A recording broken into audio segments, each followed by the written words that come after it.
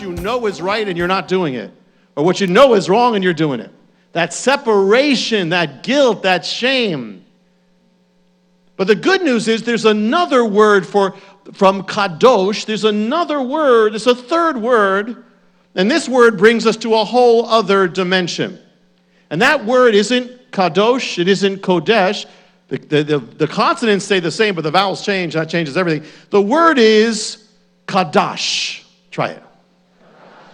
Kadash is different because the vowels do something revolutionary. When you do, it turns the noun of holy, or the adjective of holy, and turns it into a verb.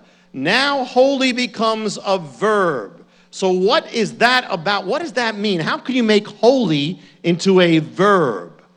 See, what it's saying, first of all, when you make a verb is not about just a thing. It's about something happening. It's about something changing. It's about something moving. So when you take holy and make it a verb, kadash, what does it mean?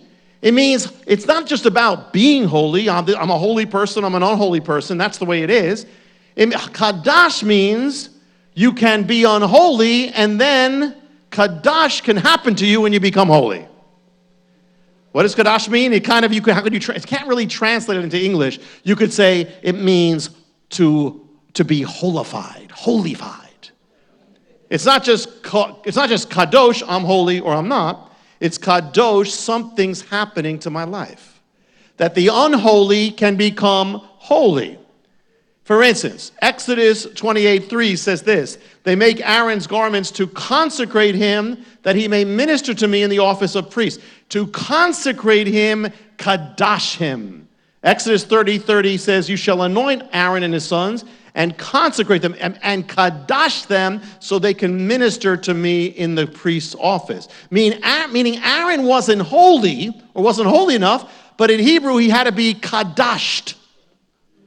He wasn't fit, he wasn't able, he wasn't qualified before God. He wasn't holy, but he was kadashed, and he became holy. That's what kadash is about. So there's really no word that captures it in English. I mean, the nearest can be a word like hallow, to hallow something, or theologically, to sanctify something. The first church I ever went to, some of you know the story. I'm not going to go through it tonight.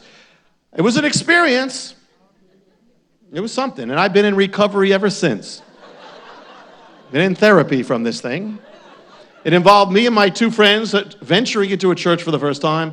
And at the end, it was about 9 people, including the 3 of us. And at the end, they made us kneel down on the floor. And they had the ministers. It involved having the ministers hit us on our heads for a time that just kept going on and on. What was that about? The truth of the matter, they were trying to kadash us. I mean, they said it in their own words. They were from the deep south. They didn't use Hebrew. Said, you have to become sanctified. Boom. Holy. Boom. They were trying to kadash us by their hitting us on the head in their own unique way. And with all their booming on our head, I didn't get kadashed. I got a migraine. Had to go to therapy, had to go to a chiropractor after that service. But no English word captures kadash. I mean, that goes near it. But so it's not about just being holy, it's about being made holy. The vessels of the temple weren't holy by themselves until they were kadashed. The people of the temple were unholy until they were kadashed. They had to get kadashed. So holy, I mean, no matter how unholy you are, you can get kadashed.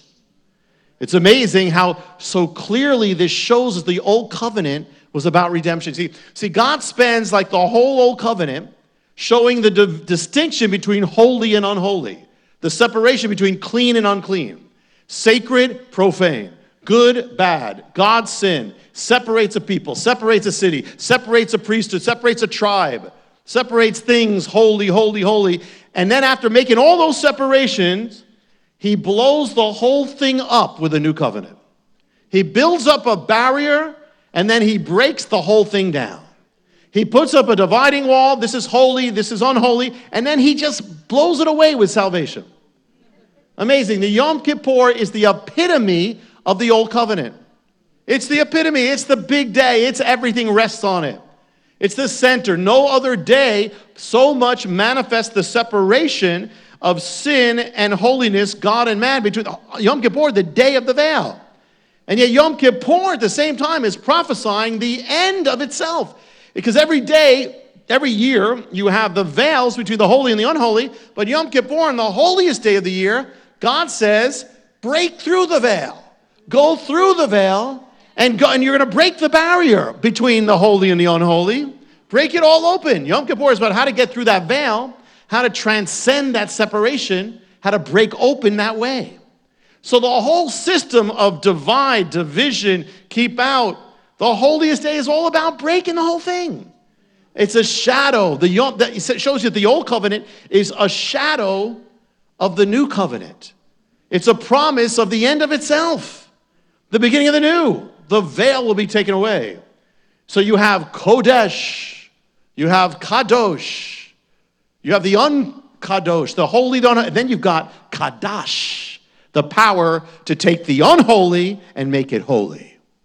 That's what it's ultimately all about. Yom Kippur is a shadow of the unholy coming into holiness. Transforming by what? By the opening of that veil. The opening of that veil. By what has the power to open the veil? What has the power to Kadash? The blood of Messiah opens the veil. That's the power of Messiah. It's the power of Kadash. The power not just of being holy, but of making holy. The life of Messiah is the Kadashing of God. The blood of Messiah is the power to Kadash. Just on Yom Kippur, it was the blood. That's the only way you could get through that veil. The high priest had to have the blood. It's a sign that the blood of Messiah is the power to take the unholy into holiness. Daniel's prophecy, it says, Messiah